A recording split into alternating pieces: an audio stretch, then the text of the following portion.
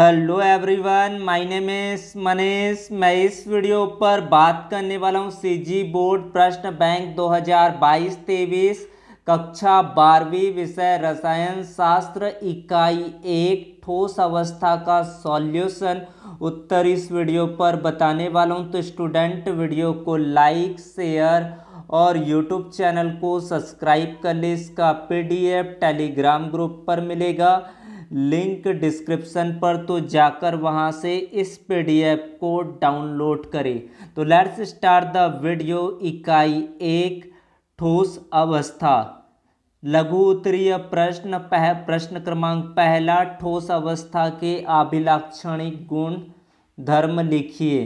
पहला गुणधर्म, वे निश्चित द्रव्यमान आयतन एवं आकार के होते हैं। अंतराण्विक दूरियां लघु होती है, बहुत ही कम होता है। अंतराण्विक बल प्रबल होते हैं। उनके अवयवी कण परमाणुओं, अणुओं अथवा आयनों की स्थितियां निश्चित होती है और यह केवल अपनी माध्य स्थितियों के चारों ओर दोलन कर सकते हैं। यह असंपिंड और कठोर होते हैं। इस तरह से ठोस अवस्था के अभिलाक्षणिक गुण।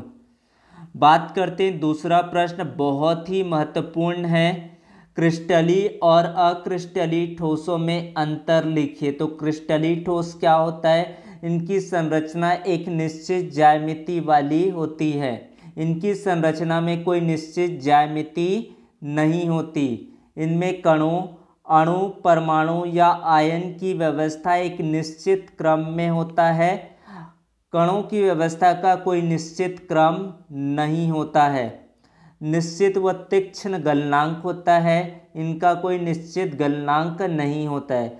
घनी संरचना के अपवाद को छोड़कर विषम दैशिकता का गुण दर्शाते। उदाहरण के लिए सोडियम क्लोराइड, पोटेशियम क्लोराइड, हीरा, क्वार्ट्ज आदि समदैशिकता का गुण प्रदर्शित करते हैं।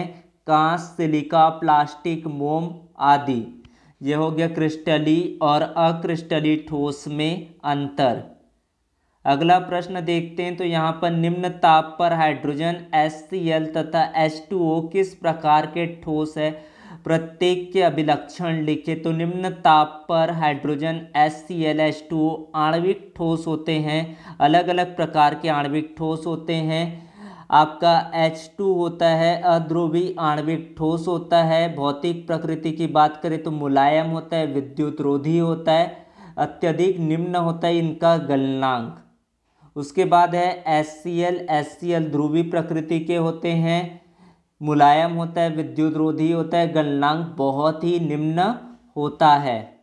बात करते हैं आपके बर्फ H2O पानी होता है आपका हाइड्रोजन आबंधित होता है, कठोर होता है, भौतिक प्रकृति, विद्युत रोधी प्रकृति का होता है और निम्न इनका गलनांक होता है। इस तरह से इसका उत्तर रहेगा।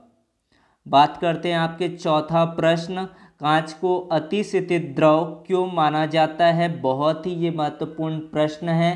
कांच एक अक्रिस्टली ठोस है। इनमें ताप के निश्चित परास पर यह नरम होकर द्रवों के समान प्रवाह होता है। तो यहाँ पर आपको समझ में आ गया होगा, इनके ताप के निश्चित परास में यह नरम होकर द्रवों के समान प्रवाह होता है, इसलिए इसे अतिशीतित द्रव माना जाता है।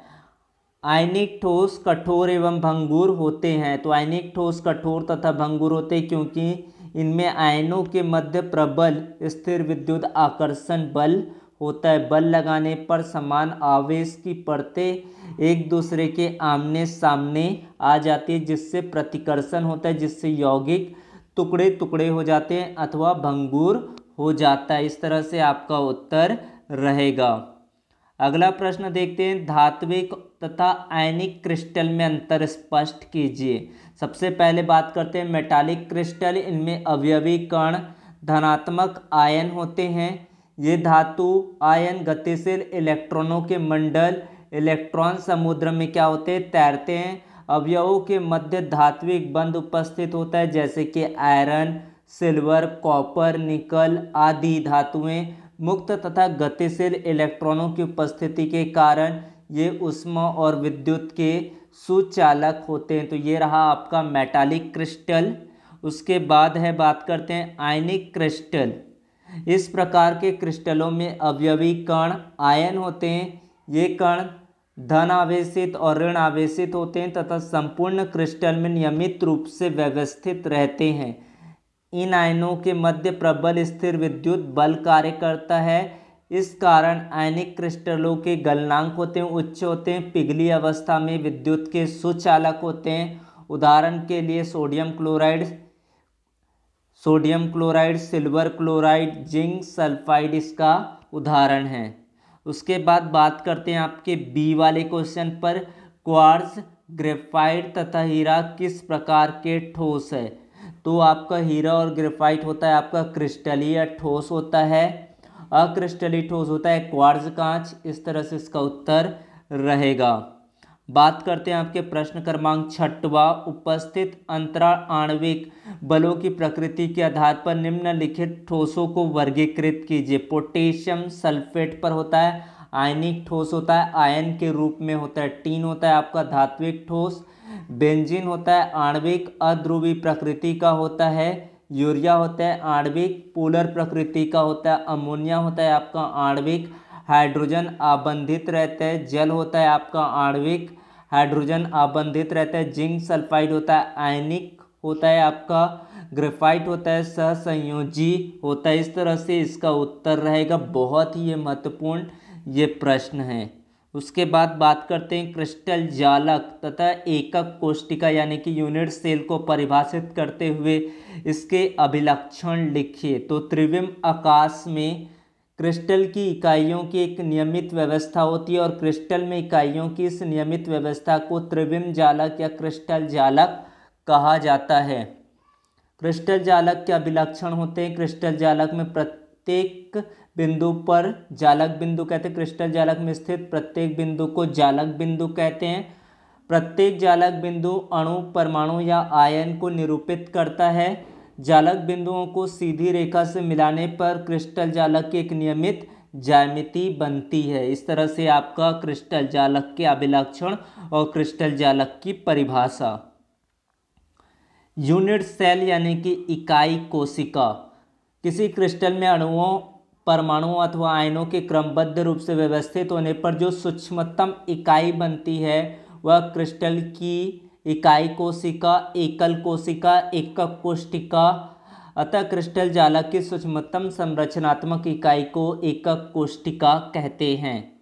इसका अभिलक्षणिक गुण उसके तीनों किनारों पर विमा ABC के द्वारा जो परस्पर लंबवत भी हो सकते हैं अथवा नहीं भी। ये पहला अभिलक्षणिक गुण। किनारों के मध्य कोण अल्फा होगा B और C के मध्य, बीटा होगा A और C के मध्य, गामा होगा A और B के मध्य के द्वारा। इस तरह से आपका इकाई कोशिका, यूनिट सेल और उसके अभिलक्षण, इस तरह से उत्तर रहेगा। बात करते हैं आपका अंतःकेंद्रित घनीय जालक की एकक कोशिका की संरचना बनाइए। इसमें उपस्थित परमाणुओं की संख्या ज्ञात कीजिए। अंतःकेंद्रित यानी कि काय केंद्रित घनी जालक, बॉडी सेंटर्ड क्यूबिक स्ट्रक्चर। इस प्रकार के क्रिस्टल जालक में कुल 9 बिंदु होते हैं। 8 बिंदु घन के कोनों पर और 9वां बिंदु घन के केंद्र पर होता है, जैसे कि आपका सीजियम क्लोराइड।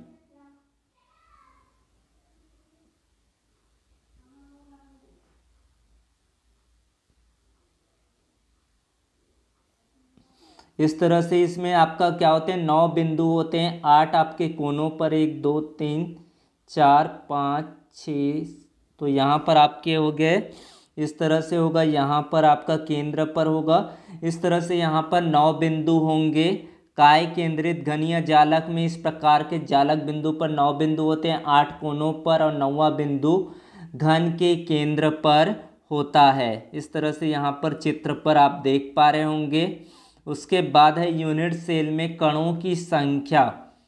तो केंद्र पर स्थित कण या अन्य इकाई सेल में साझा नहीं होता, जबकि 8 कोनों पर प्रत्येक कण कुल 8 इकाई सेल से साझा होता है। इस प्रकार अंतःकाय केंद्रित इकाई सेल में प्रति सेल में कणों की संख्या 8 गुना 1/8 यानी कि कोनों पर साझा, और 1 आपका केंद्र पर यानी कि 8 गुना आपका 1/8 कर लेंगे तो यहाँ पर कणों की संख्या होगी आपकी कोनों पर एक कण उपस्थित रहेंगे और एक केंद्र पर किसी के साथ ये साझा नहीं होता है, तो इस तरह से यहाँ पर 2 कण होंगे, कणों की संख्या।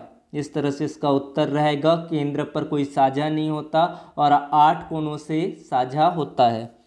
इस तरह से आपका उत्तर। उसके बाद फलक केंद्रित घनीय कोशिका इकाई कोशिका में उपस्थित परमाणुओं की संख्या को ज्ञात कीजिए। तो इस प्रकार के क्रिस्टल में घन के 8 कोनों पर एक एक परमाणु होते हैं, प्रत्येक फलक के मध्य एक एक परमाणु होते हैं। यूनिट सेल में कणों की संख्या घन के कोनों पर स्थित परमाणुओं का कुल 8 यूनिट सेलों द्वारा साझा होता है, अतः एक यूनिट सेल को प्राप्त होने वाला अंश होगा। इसके अतिरिक्त 1/8 प्रत्येक फलक पर एक एक परमाणु स्थित रहते। किसी यूनिट सेल के फलक पर स्थित परमाणुओं का समीपवर्ती 2 यूनिट सेलों द्वारा क्या होता है, साझा होता है। इस तरह से इसको पहले पूरा अच्छे से समझ लेंगे। उसके बाद यहाँ पर इस तरह से इसका फलक केंद्रित घनीय सेल की संरचना इस तरह से होगा। प्रत्येक कोनों पर यानी कि यहाँ पर कोनों पर होगा आपका 8, इस तरह से यहाँ पर 8 परमाणु होंगे कोनों पर। उसके बाद है फलक पर, यहाँ पर ये हो गया आपके 4 फलक पर हो गए और एक आपके केंद्र पर होगा। टोटल आपके 6 फलक होते हैं, तो यहाँ पर 6 फलक होते हैं, अतः फलक केंद्रित घनी सेल में परमाणुओं की संख्या आपका 1/2 होता है गुना 6 फलक के केंद्र पर स्थित और 8 गुना 1/8 कोनों पर होता है। तो कोनों पर और फलक पर, तो यहाँ पर 3 आपके फलक पर हो जाएंगे और 1 हो जाएंगे आपके कोनों पर, यानी कि 4 यहाँ पर परमाणु होंगे। यहाँ पर कितने परमाणु होंगे, 4 परमाणु होंगे। बात करते हैं आपके अगला प्रश्न, उप संयोजन संख्या का क्या अर्थ होता है, इसको आपको बताना है। किसी ठोस संरचना में एक कण के निकटतम परमाणुओं की संख्या को उप संयोजन संख्या कहते हैं। ठोस की एक संरचना होती है, एक कण के निकटतम परमाणुओं की संख्या को उप संयोजन संख्या कहते हैं। एक घनी निविड़ संकुलित संरचना कितना होता है, यहाँ पर एक घनी निविड़ संकुलित संरचना में उप संयोजन की संख्या यहाँ पर 12 होता है और अंतः केंद्रित के लिए होता है उप संयोजन कोऑर्डिनेशन नंबर होता है यहाँ पर 8 होता है। इस तरह से उसका उत्तर रहेगा और इस तरह के क्वेश्चन आपको दिए जाते हैं। अंतराकाशीय रिक्ति किसे कहते हैं और चतुष्फलकी और अष्टफलकी रिक्ति में आपको अंतर बताना है। बात करते हैं पहले अंतराकाशीय रिक्ति क्या होता है। आयनिक क्रिस्टलों में आयन गोलाकार होते हैं, आयनिक क्रिस्टलों में जो आयन्स होते हैं वो गोलाकार होते हैं। गोलों को सुसंकुलित करने पर उनके मध्य खाली स्थान को अंतराकाशीय रिक्ति कहते हैं। बात करते हैं टेट्राहेड्रल वॉइड के बारे में। चतुष्फलकी रिक्तियाँ, सुसंकुलित संरचना में दूसरी परत का प्रत्येक गोला, सुसंकुलित संरचना में दूसरी परत का प्रत्येक गोला पहली परत को आपस में स्पर्श करते हुए 3 गोलों द्वारा निर्मित त्रिकोणीय रिक्ति पर स्थित रहता है।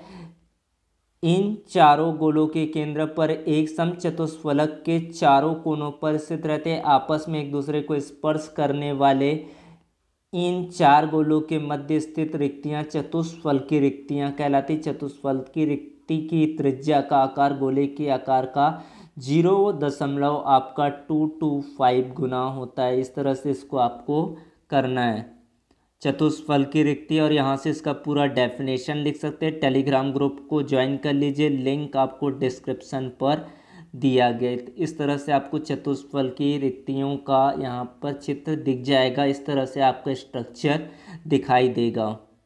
बात करते हैं अष्टफलकी रिक्ति। ये रिक्तियाँ द्विकोणीय डबल ट्रायंगल के रूप में 6 गोलों द्वारा घिरी रहती। यहाँ पर 6 गोला होते हैं, उनसे घिरी रहती। इन 6 गोलों के केंद्र पर बिंदु अष्टक 6 कोनों पर स्थित रहते, इसलिए ये रिक्तियाँ अष्टफलकी रिक्तियाँ कहलाती है। अष्टफलकी रिक्ति की त्रिज्या का आकार गोले के त्रिज्या के आकार का 0.414 होता है। इस तरह से अष्टफल की रिक्ति में 6 गोले होते हैं और यहाँ पर आप देख रहे हैं कि ये रिक्तियाँ द्विकोणीय यानी कि डबल ट्रायंगल 6 गोलों द्वारा घिरी होती है। 6 गोलों के केंद्र बिंदु अष्टफलक के 6 कोनों पर स्थित होते हैं। इस तरह से इसका उत्तर। और अगले भाग पर कल के वीडियो पर आपको इसका अगला भाग मिलेगा, तो वीडियो को ज़्यादा से ज़्यादा लोगों तक शेयर करें, यूट्यूब चैनल को सब्सक्राइब कर ले। धन्यवाद।